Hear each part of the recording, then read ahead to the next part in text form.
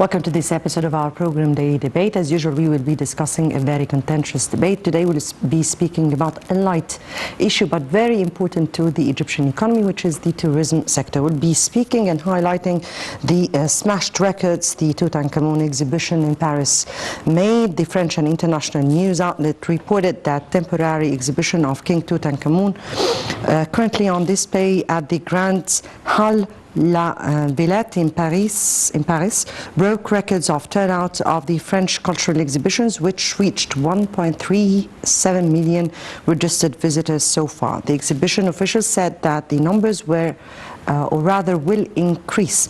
The French and international newspapers pointed out that this exhibition and other temporary foreign exhibitions held by the Egyptian abroad are the best publicity for Egypt and its ancient civilization and unique treasures. I really don't know if these exhibitions are really the main promoter, or rather the Egyptian history has been always a main attraction to the world civilization. We will be speaking about this and more in our episode tonight with our distinguished guests, Mr. Medhat Mourad, tourism expert. Thank you very much for being with us for the very first time, I think. In this show, yes, but not on Nile TV. Right. And of course, Mr. Medhat, advisor to the Minister of Tourism and an international tourism expert. Thank you. Former. Right. Thank you so much for being with us. Pleasure, my great pleasure. Before we delve into our discussion, let me first have the top stories of the day. And President Fattah al-Sisi held a meeting on Monday with Prime Minister Dr. Mustafa Madbouli and the Minister of Planning. Presidential spokesman Ambassador Bassam Radi said that during the meeting, President al-Sisi gave directives on implementing the administrative reforming program through a comprehensive vision. The President also called for raising the government's performance and the quality of services provided to citizens, and asserted the importance of moving the government to the new administrative capital as a step for better performance. The meeting also reviewed the ministry's performing plan and the development plan of the National Investment Bank. And another presidential meeting that took place today was that President Fattah al-Sisi held another meeting with the Prime Minister and Head of Development Authority for Small and Medium Projects, Naveen Gema. During the meeting, President al-Sisi directed providing funds for the authority's projects and boosting young businessmen. The President also stressed the state's keenness on enhancing the micro, small and medium projects and pointed out to the importance developmental role in fostering the country's economy and providing job opportunities. President Sisi also called for increasing the authority's financial resources to create a suitable environment for implementing ambitious initiatives concerning the development of small and medium project sectors and spreading the concept of innovation and creation. These were the top stories of the day. Before we start with our discussion with our distinguished guests, let's first have this quick report. The Tutankhamun exhibition in Paris surpasses 1.3 million visitors. Let's watch. A Paris exhibition of the pharaonic king Tutankhamun, the most prominent event during the Egyptian-French Cultural Year 2019, has received 1.37 million visitors thus so far. Egypt's ambassador to Paris and its permanent representative to UNESCO, Ihab Badawi, said that this number broke the record for the highest number of visitors in the history of cultural events organized in France, even though the exhibition's main piece, Tutankhamun's mask, has not been displayed yet. The Tutankhamun exhibition, held at the Petit Palais in 1967, had previously recorded the highest number of visitors to a cultural event in France, with 1.24 million visitors. In a press statement, Badawi added that the exhibition is expected to have a positive return on the French tourist traffic to Egypt, which has already recorded a noticeable rise recently. The exhibition, held in the Grand Hall at La Villette from March 23rd to September 22nd, features 150 artifacts belonging to Tutankhamun, including a number of gilded Ushabti statues, wooden boxes, canopic jars, a gilded wooden Ka statue, and alabaster pots. French and international news media reported on the exhibition, focusing on the fact that it has achieved the highest number of visitors to any French exhibition. The exhibition was inaugurated by Minister of Antiquities Khaled Al-Anani in last March under the title Tutankhamun, Treasures of the Golden Pharaoh. Paris is the second stop of the exhibition in a tour of a number of major international cities that began in Los Angeles, marking the occasion for the centennial discovery of King Tutankhamun's tomb. The exhibition will move to the British capital London in November.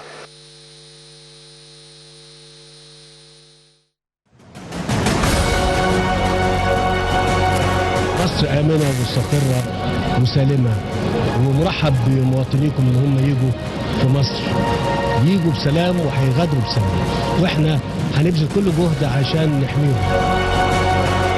Egypt's leadership and people welcomes visitors from all corners of the world.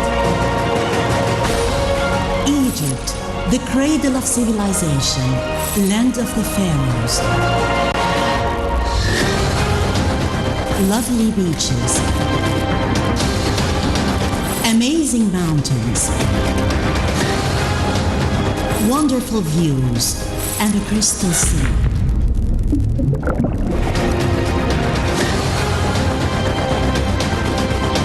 Egypt welcomes you with a beautiful smile.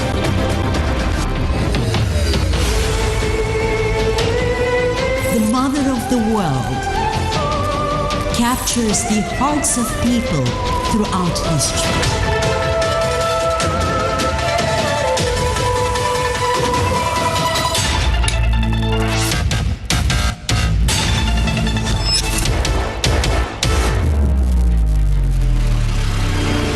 Egypt's magic on Nile TV International. Right, welcome back. Again, let me welcome our distinguished guests, Mr. Medhat Mourad, a tourism expert, and Mr. Samah Saad, former advisor to the Minister of Tourism and international tourism expert. Thank you, gentlemen, for being with us. Thank you.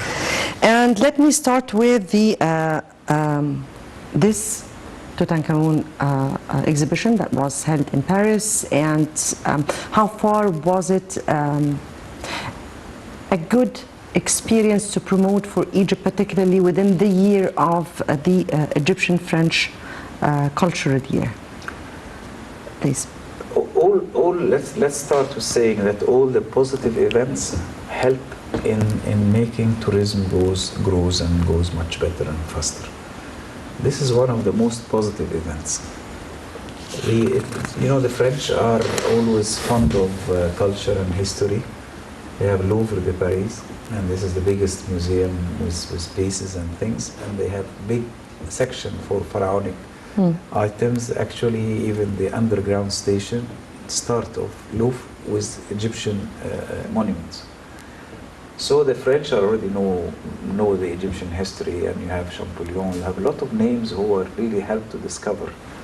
So having such an exhibition over there, it reminds the people always with Egypt and the treasure of the pharaohs.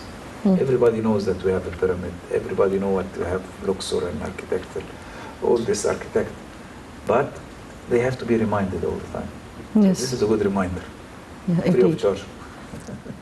If we speak about 1.3 visitors to this exhibition, which is a big number. Yes. 1.3 million, that is a big number in in Paris, the city of beauty, as they say. So if we speak about such a number in few days for the exhibitions, how can we really describe that, and what does this reflect? Well, the exhibition actually started in March, and it will. They did have an extension to it, so it will end on the 22nd of this month of September. And it came actually from Los Angeles and then Paris, and then it will go on to London. It will reach London during November. Again, it's not when we look to it, it's not only the financial impact on that, but it's the building the whole image back of the Egyptian travel business and antiquities, because it is a reminder, of course, for everyone that Egypt is back again on the track. The time is remarkable, because also it dates the 100 years anniversary of the discovery of the tomb itself of King Tutankhamun. 1922, and also it goes together with the great event of opening the gem late last quarter of next year, 2020, at the Grand Egyptian Museum. The Grand Egyptian Museum. Yes, so they go together. For somehow it makes a lot of harmony knowing this. 150 pieces going there into the exhibition, and when we imagine that the whole last time the exhibition was in Paris was in 1967, and it was visited by 1.2 million visitors at that time, and at that time was a great event and historical one. Now we exceeded this historical event, and that's why it's the greatest event in the history of France. That's huge. When you imagine that currently right now at the current Egyptian Museum in Tahrir Square of Antiquities, there is more than around 1,000 pieces of the treasures of Tutankhamun on display. And when we go to the Grand Egyptian Museum, the whole collection of Tutankhamun will be there for the first time. Around 4,000 pieces were never seen by anyone but Howard Carter during the excavation itself in 1922. Since then, it is there lying in the storage rooms of the Egyptian Museum of Antiquities in Tahrir. For the first time, we will see the full exhibition at the Grand Egyptian Museum, 5,389 pieces. That's the whole collection. Now we are speaking about the Grand Egyptian Museum that will be inaugurated formally and officially in just few months. Yes, in months. Less than a year. Yes. In less than a year, hopefully. And we have to speak about that more, because of course this what we are speaking about is huge, is a place where treasures would be lying there. But before that, let me again speak about the Tutankhamun, and we'll go to other areas, because as stated by the French themselves, that this number of visitors was a number that broke the record for the highest number of visitors in the history of cultural events organized by, or rather in France. What does this reflect? What does this mean that an Egyptian exhibition, a pharaonic exhibition, breaks all the records for cultural events held in a European country? You see, the French, because they take the Egyptian history since the school time, so it's always there. And you use the metro, for example, in Paris, you pass always by the Louvre station, and you see all the Egyptian antiquities and all these nice statues. We know, of course, that the French has a long back of history with the Egyptian treasures, and it goes back to the 1800, to the 1700, 1600. So it's part of everything. Whenever you go in France, you see it's very easy to find publication about pharaonic statues, pharaonic history. You can see a poster about an exhibition, about workshop. It's very normal. It's not like you are talking about something unique, something new. You are talking about something unique, and it's a continuation. The promotion and discussions about pharaonic. So actually when they see live parts, live monuments, a collection of Tutankhamun, definitely they go. And I just remind, this 1.3 million, they don't go the whole week. They go, you know, you take off on your day off, you go.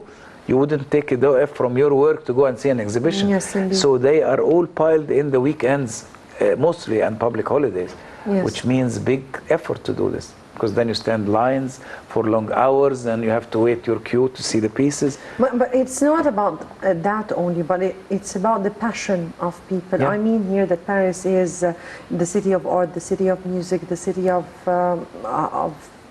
the most beautiful places. Also the Riviera. I mean, France has it all. Yeah. So when we are speaking about, as recorded by the own French people, that such an exhibition attracts such an attraction, I mean, what does this reflect, and what kind of effort was really made? What were the contributions of other organizations, institutions that collaborated in such an end result? Well, you know, French are very passionate about, again, the Egyptian culture, the Egyptian monuments and antiquities. I was fortunate to be a graduate of a French school here in Egypt. And the first one who spoke to me about our antiquities was my French teacher, not my Egyptian teacher. Luckily, right now, the Egyptian Ministry of Tourism is French teacher. Yes, that's true. Okay. The Egyptian Minister of Tourism right now is just signed a protocol with the Ministry of Education here in Egypt to put more information about the Egyptian antiquities and the Egyptian heritage in the kindergartens and primary schools, so that the young generation knows more about the history of our nation that we don't really sometimes appreciate or even know about. The pyramids is there, so whenever we want to feel that we want to go during a festivity or anything like that, we can just go there, spend the day. But it's not the history itself, the whole concept behind it, and the heritage of our great cultures. So that's one point. The other point is that Champollion, definitely, as Mr. Saad mentioned, that Champollion, he's the one who discovered the Rosetta Stone and the mystery of hieroglyphics. So that's how we know more about what's written on the temples' walls. So that is a big impact of that. When we speak, actually, yes, we please. don't forget that we have the French Cultural Institute, and there is a French Institute for the Oriental Studies. It's there in downtown Cairo, and they have a print shop from Napoleon time. It still goes with lead and heated and wax. And they have a device which can define the age of bone or any piece to find it, how long it goes back. This is the only machine existing in the Middle East, because they have a lot of publication about Egypt and pharaonic history, and they are there since 1800. So it is there, and France actually are helping us a lot, and all this kind of activities definitely is giving an impact. Mm-hmm. Here the Minister of Tourism stressed the innovation and digitalization were integral aspects of the structural reform program for developing the tourism sector. And she also spoke about a reform program that was made by the ministry in order to upgrade the performance of the tourism sector and be able to accelerate with the programs in order for this sector to cope with the rest of the reform programs or economic reform programs? Can we shed light on that? Yeah, we heard about this like everyone else. They made some changes with the Ministry within the Ministry of Tourism, and actually I would like to say that most of the staff working there, they go abroad for studies, for doing master degrees and studies and stuff like this. So they are very highly cultured, really. You have a lot of people have doctorate and master degrees and so on. So she was just trying to put all this in a good shape, then it could be used in different aspects. Right, would you? Yeah, I mean, it's like it's actually obviously there on the website also of the Ministry of Tourism. It's called the E-Trip, which is the Egypt Travel Reform Program.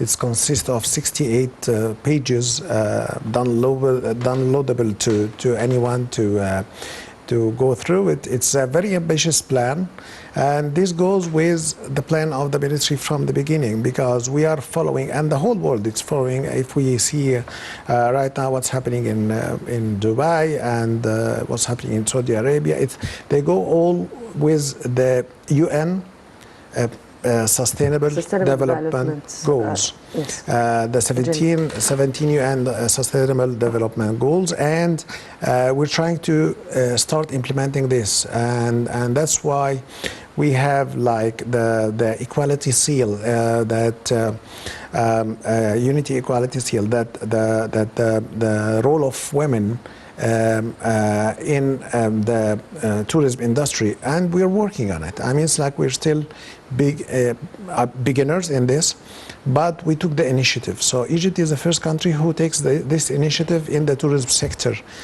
from all over the world. These goals should be achieved by all nations by 2030. So we are trying to do this as much as possible. And today, the Ministry of Tourism revealed also another objective, that is categorization of the hotels to go with the UN WTO standardization.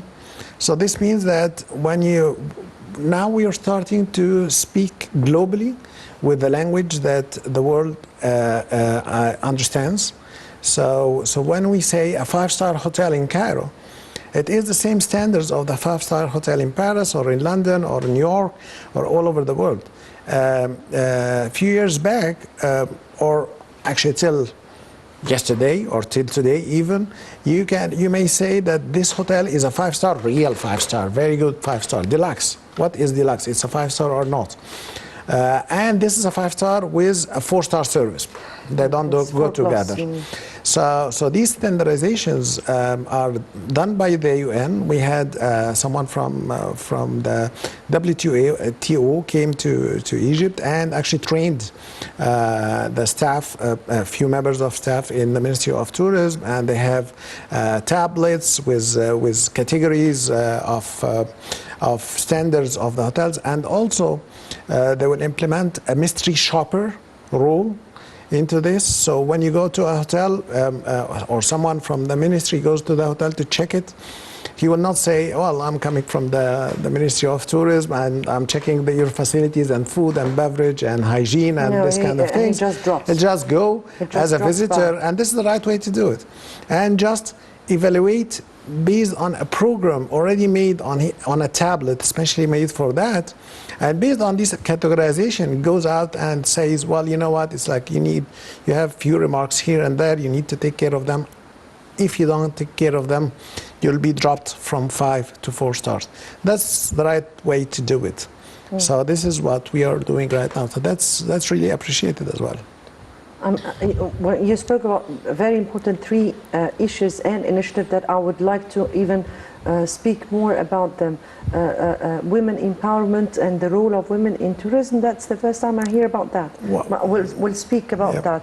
And definitely the initiative that tourism should cope with the other economic economic program of the country. That is another issue that I need really to lay the or to put what are the basics of such a program of tourism, and definitely the latest one, which is the most important one, training calibers in order to be able to go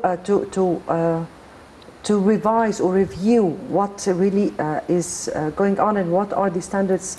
Those are very 3 points you spoke about. Before I start discussing them, let me just take this second report and a recent research by the World Travel and Tourism Council, the WTTC, said that travel and tourism in Egypt grew by 16.5% in 2018. This came in light of the Tourism Ministry's vision to achieve sustainable tourism development in line with the UN Sustainable Development Goals, just as you said. So let's watch the report and welcome.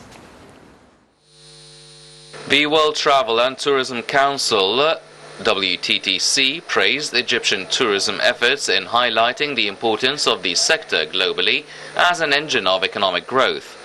President of the WTTC, Gloria Guevara, also hailed the efforts of Dr. Rania Al-Mashat, the Minister of Tourism, to promote this sector and her awareness of its importance to the world economy.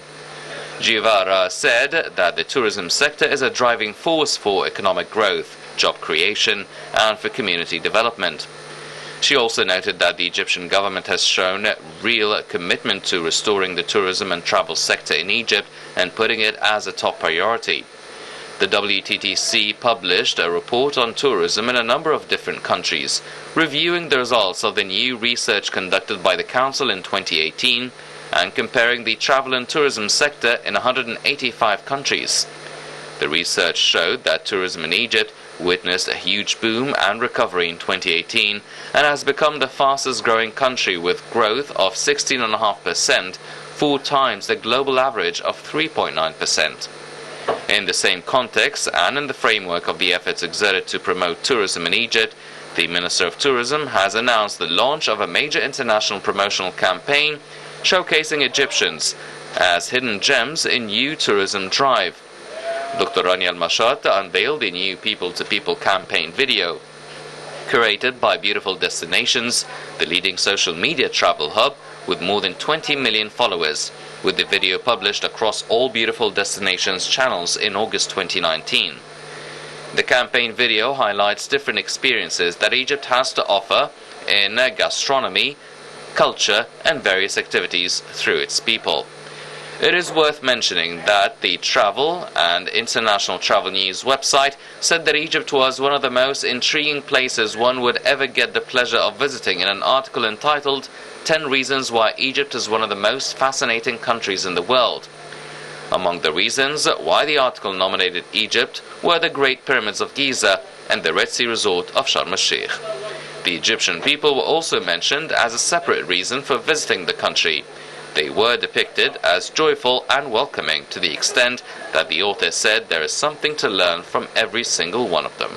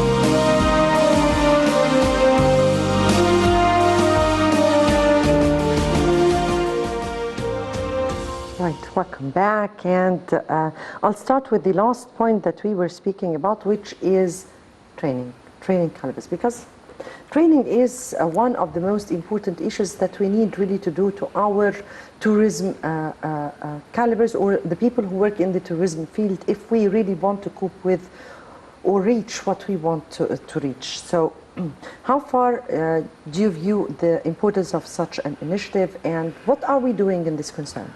You see, training is always an ongoing issue. We can never say we are okay, we are done yet, because the tourism field is full of jobs. If you think about hotel, you have a lot of jobs. And usually in our type of business, then maybe I get a better opportunity somewhere else, so I move from one place to another. And don't forget that Dubai is always growing, always opening hotels. New destination came out. Georgia came as a tourism destination. Saudi Arabia is coming soon in a very fast, it's like an avalanche. It's coming very fast in tourism. And now I'm talking about leisure tourism. I'm talking about Red Sea tourism. And all this always need stuff. Egyptians are always preferred, they're always wanted, especially the highly trained people. So they travel. So we always have, in Egypt, we need trained staff.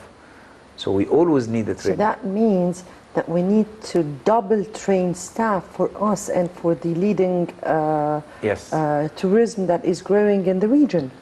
You see, unless you put the kind of, you make a statement that you're not leaving this property before certain time, so when I invest on you as a trainer, then you are not leaving me soon. But we don't have this kind of law. So, and it's entirely to the employee. If I get another chance, I move. So this is what we did, you know. After 2011, tourism got very bad drop, in movement, and maybe 60 or 70% of the general managers in Dubai are Egyptians. Yes. Majority of the staff are Egyptians. Go to Italy, most of the cooks who are doing pizza are Egyptian and pasta.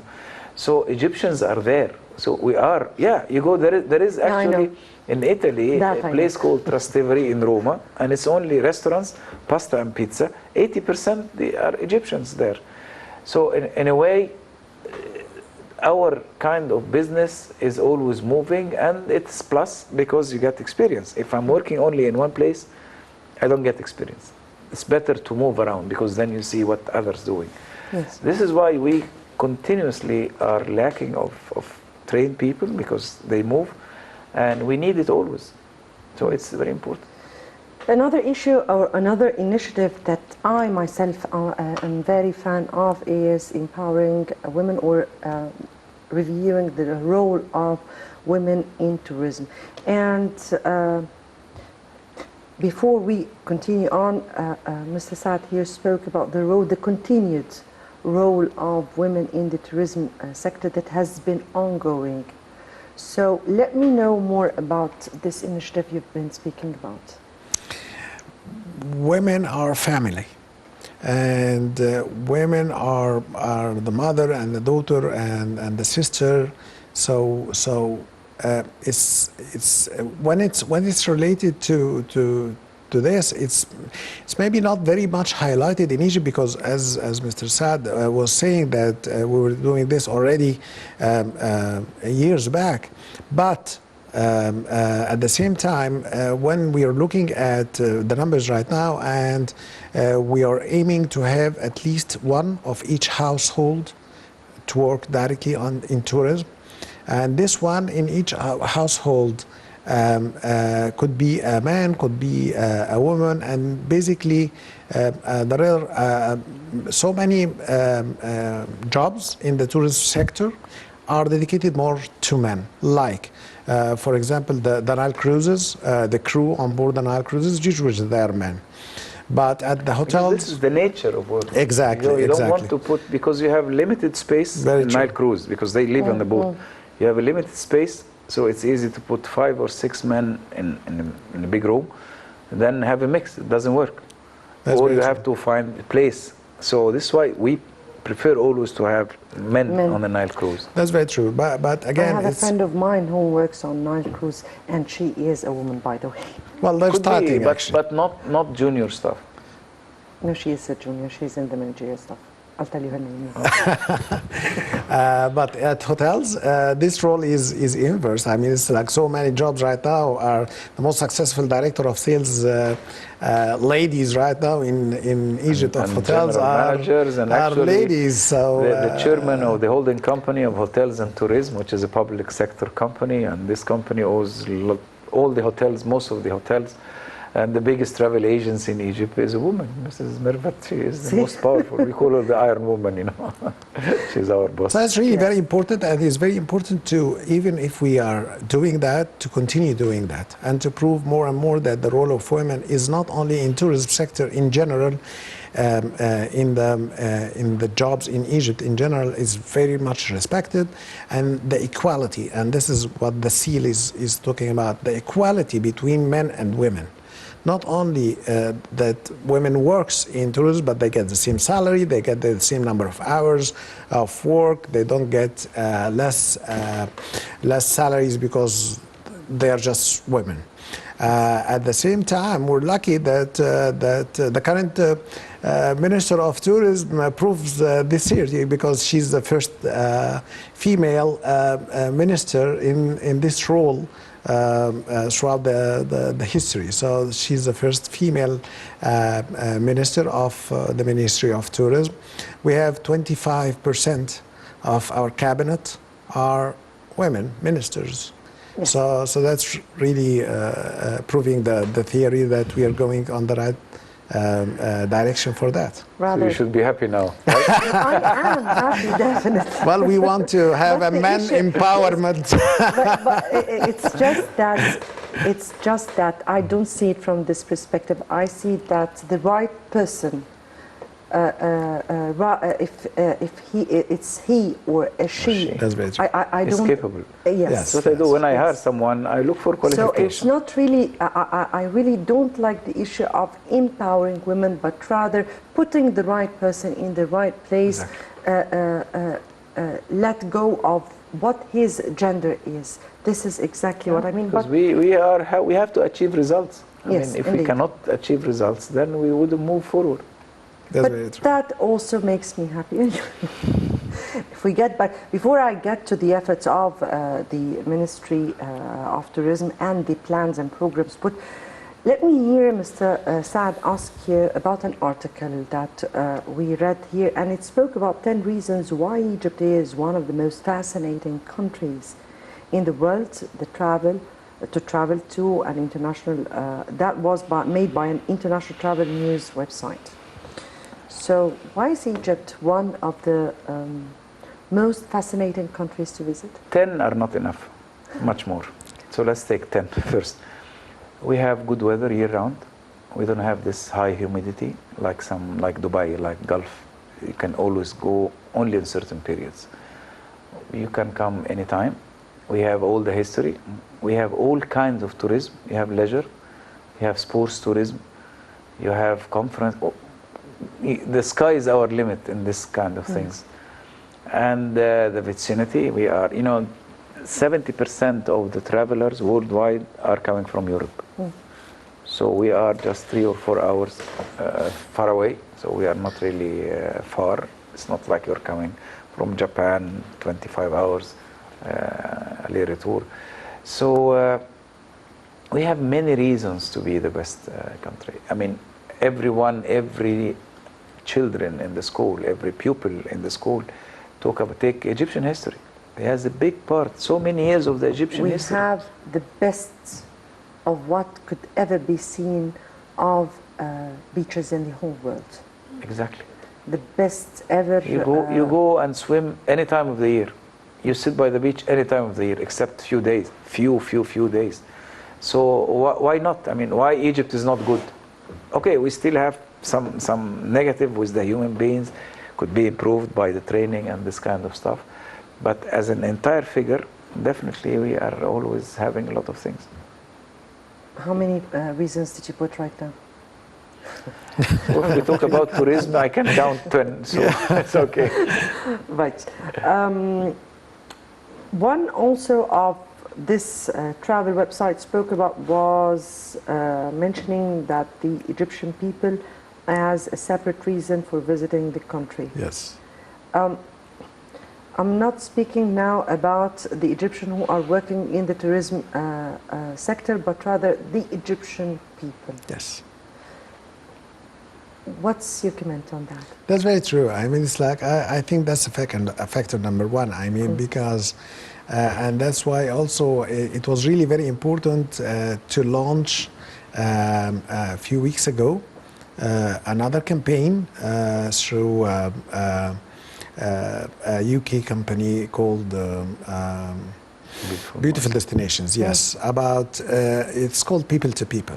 It highlights the human factor, because that's very true. When I speak to anyone from our dear travel professionals, when I travel outside or when they come here and they speak about business, we don't only speak about the hardware of the product. It's also the hardware. This is what the people takes with them, the experience. Experience Egypt is a highlight here. It's not because when they come to the destination, they don't actually buy something and return with it. They return with memories, and these memories comes from people, and these people could be the guide who lead them along the way during the trip, could be the representative, the tour coordinator, the staff at the airport who meet them, the guy of the security who smile at them when they arrive and upon departure.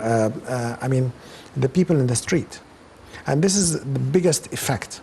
When they go through a village or somewhere in between Luxor or Aswan or Komombo, and they see the little children waving to them and say hello, and they don't even speak English, but they want Especially to the welcome Nubian them. ones with their beautiful smile, Yes. and dresses and all this. Yes, very true. Swimming around the feluccas in the Nile in Aswan, and greeting them without a reason. They don't expect any return from their greets, or they just welcome them to the country. So that's the people-to-people interaction, and this is what tourists around the world right now are looking for.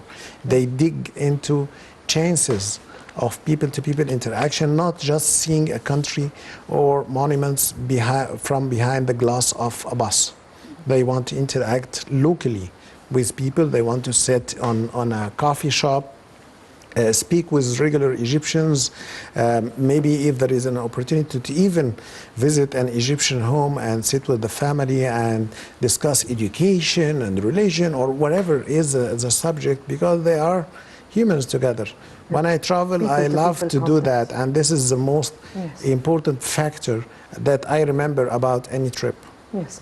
I have only 3 minutes, and it would be between both of you. So, what would be, from your point of view, some suggestions for our tourism to grow, to further grow? Training. Oh, yeah. Okay. Because we need to change some negative images that we take around. We need to highlight more positive events happening here or abroad, talking about Egypt. We need to put the negative events in its right place. It happens, but it should be in the right size. Because then always the positive event will cover those negative events. But if we take a negative event, whatever, and we don't talk about it, it might grow up, not be very big. But if we put the exact size, it will be always in its exact size. I saw a report actually 2 days ago that Egypt, Cairo is one of the 10 safest cities around the world. Yes. We are much better than many others one. Definitely we are. So we should always highlight those all positive things, because this is the fact. Right. Please. Well, I would say Egypt is back very strongly. We are rebuilding the image of the Egyptian tourism that was impacted a bit throughout the last few years. But we always need to remember that the tourists were waiting the right moment to come back, and this is a great comeback. So we need to take the opportunity, this opportunity on a positive side, and don't just waste it. So on all levels, 98% of the tourism industry is owned by the private sector. So the private sector needs to work very closely with the government in order to achieve this. Yes. Unfortunately, my time is out. I guess that would end our show. Mr. Medhat Mourad, tourism expert, Mr. Sameh Saad, former advisor to the Minister of Tourism and International Tourism expert. Thank you both gentlemen for being with us. Pleasure. Thank you very much, my pleasure. Thank you. Dear viewers, many thanks for watching, and tomorrow will be another important file or contentious debate with another colleague. Until tomorrow, it's good night.